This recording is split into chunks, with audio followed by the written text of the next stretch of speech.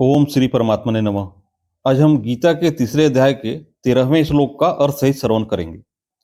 यज्ञ शिष्टासिनः संतो मुच्यन्ते सर्व किल विषय भुयज्यते ते तोघम पापा ये पचन्त्यात्म कारणात्।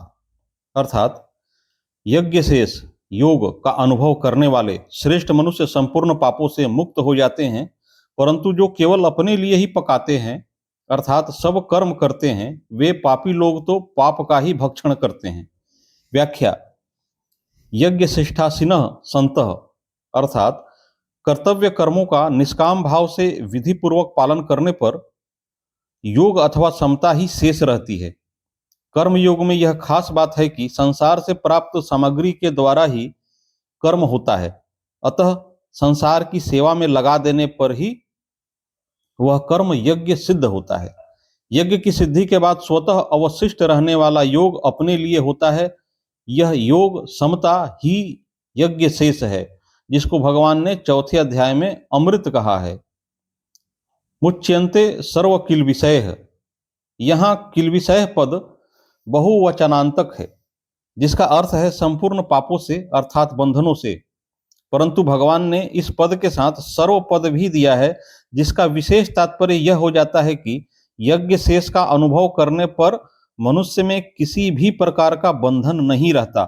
उसके संपूर्ण संचित प्रारब्ध और क्रियमान कर्म विलीन हो जाते हैं। संपूर्ण कर्मों के विलीन हो जाने पर उसे सनातन ब्रह्म की प्राप्ति हो जाती है।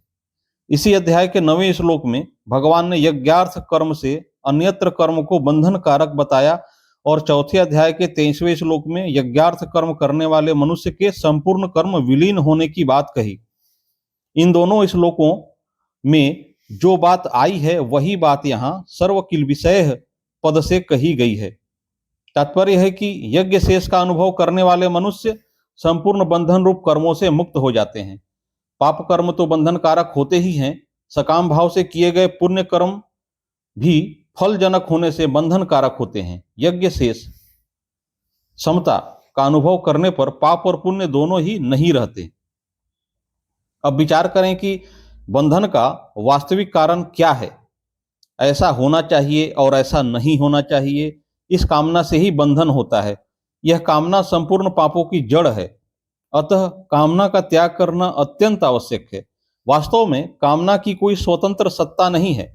कामना अभाव से उत्पन्न होती है और स्वयं सत स्वरूप में किसी प्रकार का अभाव है ही नहीं और हो सकता भी नहीं।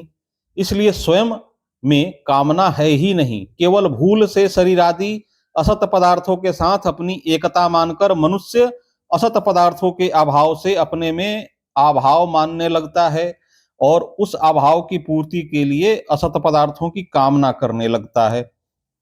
साधक को इस बात की तरफ ख्याल करना चाहिए कि आरंभ और समाप्त होने वाली क्रियाओं से उत्पन्न और नष्ट होने वाले पदार्थ ही तो मिलेंगे। ऐसे उत्पत्ति विनाशशील पदार्थों से मनुष्य के अभाव की पूर्ति कभी हो ही नहीं सकती। अब इस पदार्थों से अभाव पूर्ति होने का प्रश्न ही नहीं है, तो फिर इन पदार्थों की कामना करना भी भूल ही है। ऐसा ठीक ठीक विचार करने से कामना की निवृत्ति सहज हो सकती है। हाँ, अपने कहलाने वाले शरीर आदि पदार्थों को कभी भी अपना तथा अपने लिए न मानकर दूसरों की सेवा में लगाने से इन पदार्थों से स्वतः संबंध विच्छेद हो जाता है, जिससे तत्काल अपने सत स्वरूप का बोध हो जाता है। फिर कोई अभाव शेष नहीं रहता। जिसके मन में किसी प्रकार के अभाव की मान्यता कामना नहीं रहती, वह मनुष्य जीते जी संसार से मुक्त है।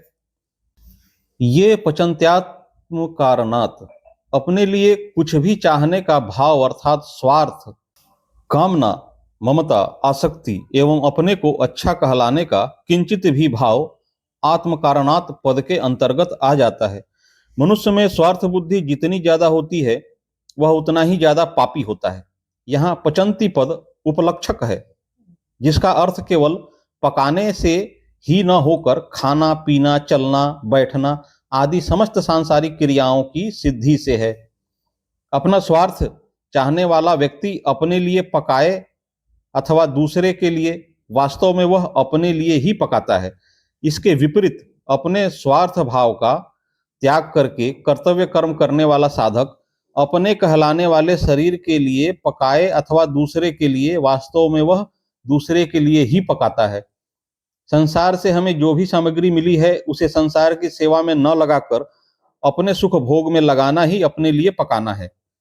संसार के छोटे से छोटे अंश शरीर को अपना और अपने लिए मानना महान पाप है, परंतु शरीर को अपना न मानकर इसको आवश्यकता अनुसार अन्न जल वस्तु आदि देना और इसको आलसी प्रमादी भोगी नहीं होने देना इस शरीर की सेवा है, जिससे शरीर में ममता आसक्ति नहीं रहती। मनुष्य को अपने कर्मों का फल स्वयं भोगना पड़ता है, परंतु उसके द्वारा किए गए कर्मों का प्रभाव संपूर्ण संसार पर पड़ता है। अपने लिए कर्म करने वाला मनुष्य अपने कर्तव्य से च्युत हो जाता है और अपने कर्तव्य से च्युत होने पर ही राष्ट्र में अकाल, महामारी, मृत्यु आदि महान कष्ट होते हैं। अतः मनुष्य के लिए उचित है कि वह अपने लिए कुछ भी न करे, अपना कुछ भी न माने तथा अपने लिए कुछ भी न चाहे। कर्म फल उत्पन्न और नष्ट होने वाली वस्तु मात्र का आश्रय लेना अपने लिए पकाने के अंतर्गत है। इसलिए भगवान ने 6ठे अध्याय के पहले श्लोक में अनाश्रितः कर्म फलम पदों से कर्मयोगी को कर्म फल का आश्रय न लेने के लिए कहा है। सर्वथा अनाश्रित हो जाने पर ही मनुष्य अपने लिए कुछ नहीं करता, जिससे वह योग में स्थित हो जाता है। भुयज्यते ते त्वघम पापाह, इन पदों में भगवान ने अपने लिए कर्म करने वालों की सभ्य भाषा में निंदा की है। अपने लिए किए गए कर्मों से वह इतना पाप संग्रह कर लेता है कि 84 लाख योनियों एवं नरकों का दुख भोगने पर भी वह खत्म नहीं होता, प्रत्युत संचित के रूप में बाकी रह जाता है। मनुष्य योनि एक ऐसा अद्भुत खेत है जिसमें जो भी पाप या पुण्य का बीज बोया जाता है वह अनेक जन्मों तक फल देता है। अतः मनुष्य को तुरंत यह निश्चय कर लेना चाहिए कि अब मैं पाप अपने लिए कर्म नहीं करूंगा। इस निश्चय में बड़ी भारी शक्ति है। सच तो यह है कि परमात्मा की तरफ चलने का दृढ़ निश्चय होने पर पाप होना स्वतः रुक जाता है। परिशिष्ट भाव, मनुष्य के पास शरीर, योग्यता, पद, अधिकार, विद्या, बल आदि जो कुछ है वह सब मिला हुआ है और बिछुड़ने वाला है। इसलिए वह अपना और अपने लिए नहीं है, प्रत्युत दूसरों की सेवा के लिए है। इस बात में हमारी भारतीय संस्कृति का पूरा सिद्धांत आ जाता है। जैसे हमारे शरीर के सब अवयव शरीर के हित के लिए हैं, ऐसे ही संसार के सभी मनुष्य संसार के हित के लिए हैं। कोई भी मनुष्य किसी भी देश, वेश, वर्ण, आश्रम आदि का क्यों न हो, अपने कर्मों के द्वारा दूसरों की सेवा करके सुगमता पूर्वक अपना कल्याण कर सकता है।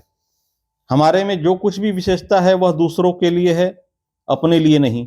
अगर सभी मनुष्य ऐसा करने लगे तो कोई भी बद्ध नहीं रहेगा, सब जीवन मुक्त हो जाएंगे। मिली हुई वस्तु को दूसरों की सेवा में लगा दिया तो अपने घर का क्या खर्च हुआ, मुफ्त में कल्याण होगा। इसके सिवाय मुक्ति के लिए और कुछ करने की जरूरत ही नहीं है। जितना हमारे पास है उसी को सेवा में लगाने की जिम्मेवारी है, उससे अधिक की जिम्मेवारी है ही नहीं। उससे अधिक मनुष्य कर सकता भी नहीं। अपने पास जितनी वस्तु, योग्यता, सामर्थ्य है उतनी पूरी सेवा में खर्च करेंगे तो कल्याण भी पूरा ही होगा। वास्तव में शरीर से संसार का ही काम होता है, अपना काम होता ही नहीं, क्योंकि शरीर हमारे लिए है ही नहीं। कुछ ना कुछ काम करने के लिए ही शरीर की जरूरत होती है। अगर कुछ भी ना करे तो शरीर की क्या जरूरत। इसलिए शरीर के द्वारा अपने लिए कुछ करना ही दोष है। मिली हुई वस्तु के द्वारा हम अपने लिए कुछ नहीं कर सकते, प्रत्युत उसके द्वारा संसार की सेवा कर सकते हैं। शरीर संसार का अंश है, अतः इससे जो कुछ होगा संसार के लिए ही होगा। संसार से आगे शरीर, इंद्रियां, मन, बुद्धि जा सकते ही नहीं। इसको संसार से अलग कर सकते ही नहीं। इसलिए अपने सुख के लिए कर्म करना मनुष्यपना नहीं है, प्रत्युत राक्षसपना है, असुरपना है। वास्तव में मनुष्य वही है जो दूसरों के हित के लिए कर्म करता है। अपने सुख के लिए कर्म करने वाला पाप का ही भक्षण करते हैं, अर्थात सदा दुखी ही रहते हैं, और दूसरे के हित के लिए कर्म करने वाले संपूर्ण पापों से मुक्त हो जाते हैं, अर्थात सदा के लिए सुखी हो जाते हैं। नारायण नारायण नारायण।